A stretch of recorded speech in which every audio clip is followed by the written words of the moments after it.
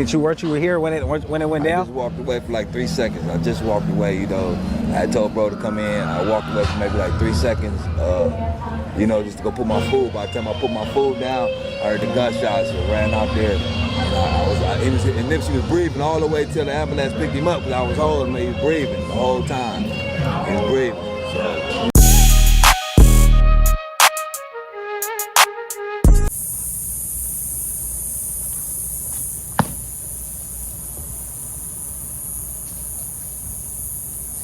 What's up, y'all? We back around with another episode of this right here, and now we still on the Nipsey Hussle stuff, right? I ain't gonna let this go that easy. And shout out to everybody that's been peeping the videos, tapped in, subscribing, and the whole nine. But today we're gonna do a video about Eric Holder, and contradictory to what everybody's been saying, you know, there's some old footage that we need to go over about what Cowboy said when Eric Holder originally pulled up, right?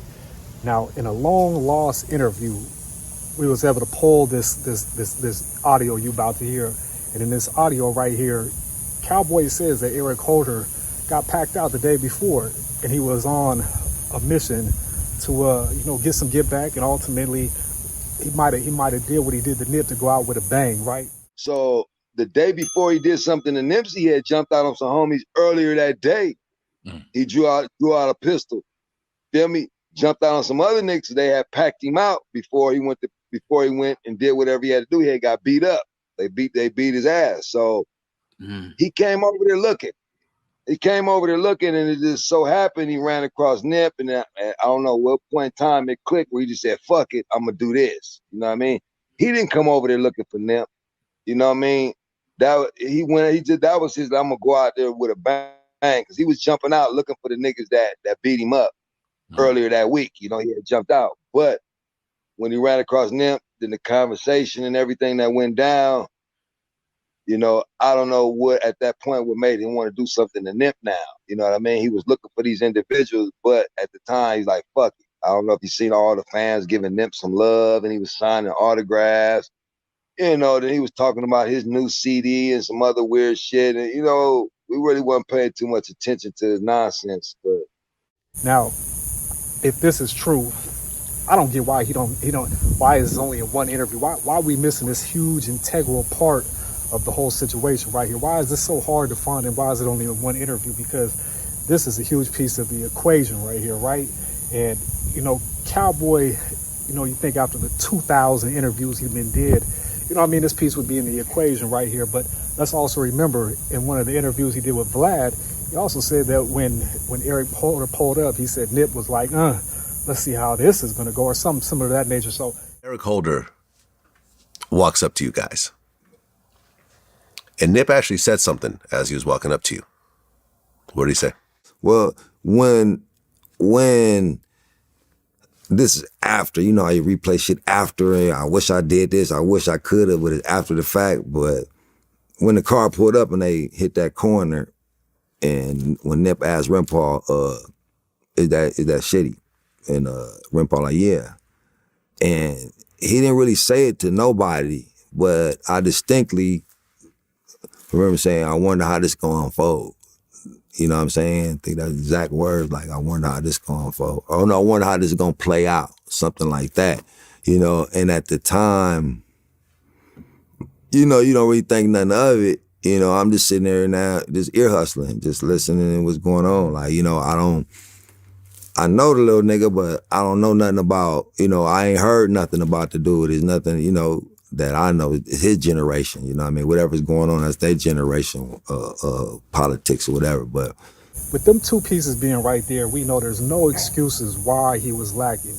No excuses whatsoever why he was lacking when Eric Holder pulled up. You should have been on, all your antennas should have been up. Even, you ain't got to be from the streets to realize, like, if this was the issue that he had previous the other day, all that shit happened, right? So we know right there clearly more to the equation than meets the eye when it comes to Cowboy and the situation with Eric Holder now, right? So now that we got that piece out the puzzle right there, and this ain't gonna be a super long video, I just want to hit on a couple points real quick, and y'all let me know, as y'all always do, down in the comments what you think, because once again, this is just a food for thought video, just like the previous video, all food for thought videos. But here we got Cowboy giving information that he didn't give before that, fills in little bits and pieces. But I want to, since this is a food for thought, we're going to touch on something that a lot of y'all probably don't want to touch on, right?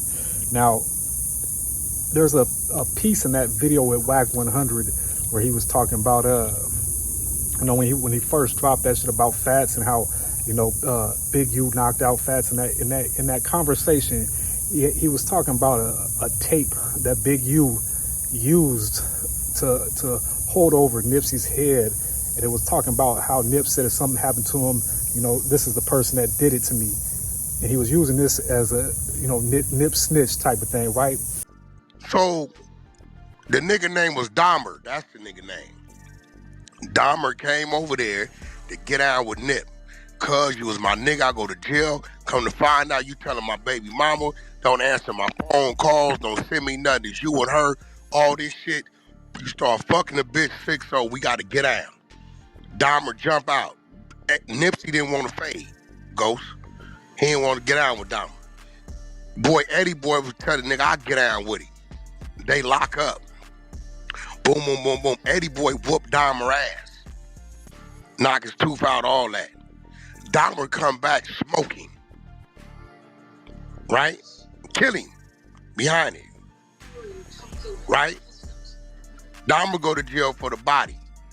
They questioning Nipsey. And Nipsey said, if somebody do something to me, or I come up dead, Dahmer did it. For they snatched Dahmer. Big U had that recording. And used that to make the nigga move. That's when you seen all the victory lap shit. He fucking with him. Nigga, Nipsey was playing his hand. Somebody was gonna go one way or another. This a fact.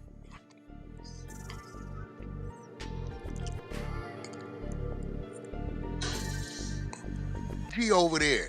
Big U sent a team over there to run them up out the 60s. Well, with that piece of information, there's a theory that that's the reason why Eric Holder was asking Nip from the testimony of the getaway driver why she heard Eric asking Nip if Nip was a snitch. I didn't really kind of understand it, what he was talking about, but I know to tell from the tension from Nipsey, he didn't really want to talk to him, trying to get to me, to take the picture or whatever, trying to wait till he stopped talking. Do you know why he wouldn't want to talk to him? Because I guess the way he was just cuz, have you ever snitched on somebody, cuz this, cuz that. That's what Nipsey was saying? That's what Eric was saying. Nipsey wasn't saying nothing. He was just nah, nah, like that, know. Did it sound like Eric was accusing him of snitching? To me, it sounded kind of he was trying to be a little messy. Oh. I wasn't kind of getting into it, but because I'm not the messy type. I'm just kind of listening, but I'm just okay, what is he talking about? Because that piece of the puzzle, that tape was out there, and somehow he heard about that, and that's the reason he pulled up, or he was even having an issue with Nip at any reason. But let's not forget, if that's valid, that Cowboy, he said that never happened, all right? He said there was never no words called snitching. He never asked him about being a snitch or none of that shit, right? He never called the man a snitch. That's the only reason that I'm getting on the stand. I did not see him shoot Nipsey. No, I did not. But he did allude to there being a gesture about there being some paperwork, which to me is kind of one and the same, right? Signing shit. So basically when Eric get out, and they talk, the split second that they had, it was a brief conversation. So it wasn't a 10, 20, 30-minute conversation, okay? Let's just say a minute conversation, you know what I mean? So you ain't seen your partner in a while. You ain't seen your associate. Y'all grew up together. You ain't seen your friend in a while. He push up on you. Hey, and Nip say, some shit floating around, take care of it. On a homie tip, hey bro, look, I got some paperwork, nigga, you need to take care of it. You know what I'm talking about? It ain't cool, nigga, not, oh, you a snitch, never. He just said, bro, you know what I'm talking about? And shitty cuz was oh, niggas be hating on me, hating on me. And that was man, you know what I'm talking about? take care of it.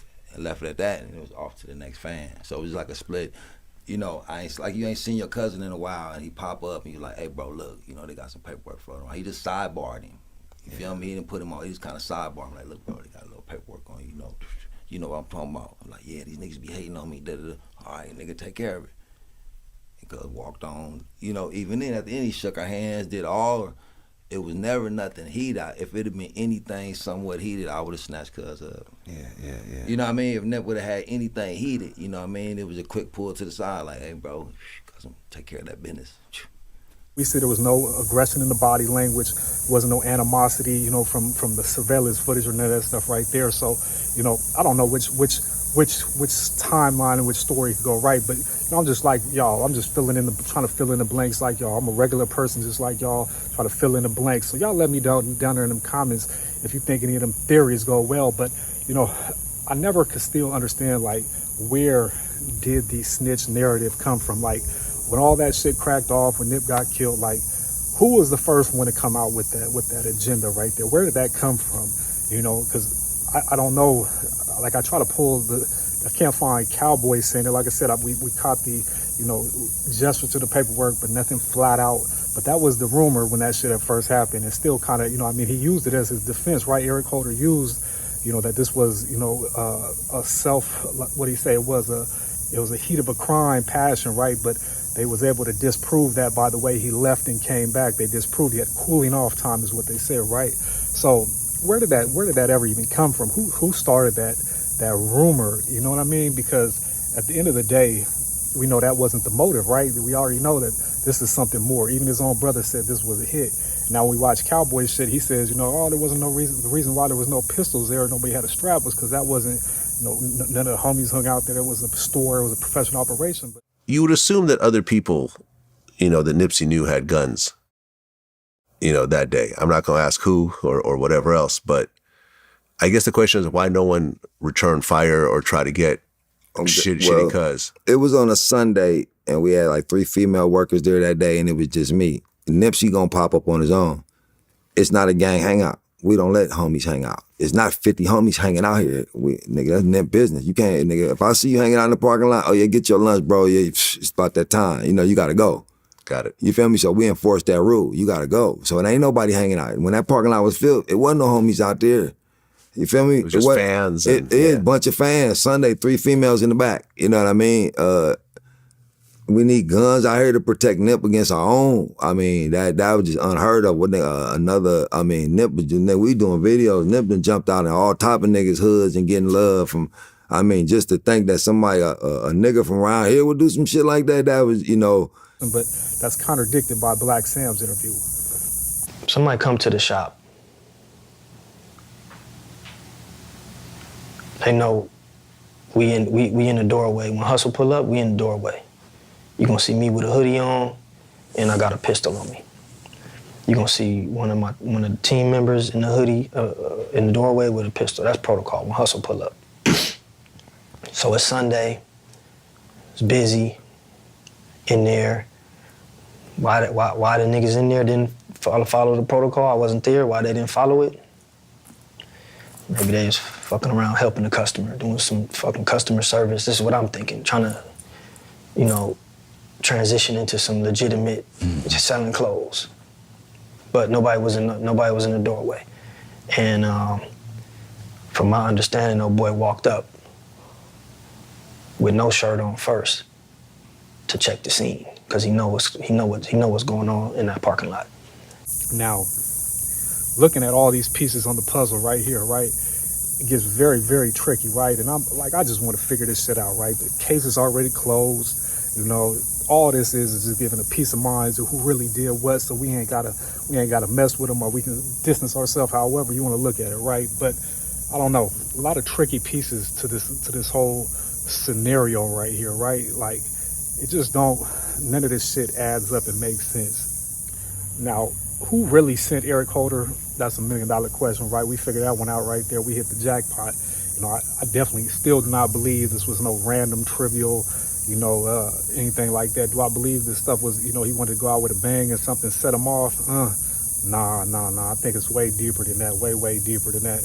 But, you know, that's just my opinion. Y'all let me know what y'all think down there in them comments like y'all always do. And, you know, I appreciate all the new subscribers. Shout out to all the old ones as well. But I appreciate everybody that's tapped in and, you know, using their brain. Use your brain to put the pieces together. You know what I mean? Like, there's a lot of theories. And, you know, the word conspiracy anyway, right? It's a dismissive word. So some people, oh, you trying to make these conspiracy theories. Yeah, whatever. You know what I mean?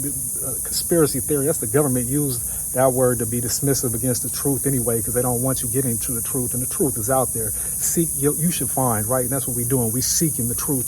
So, you know, that's just my opinion on it. But, you know, if you made it this far in the video, hit me with a like.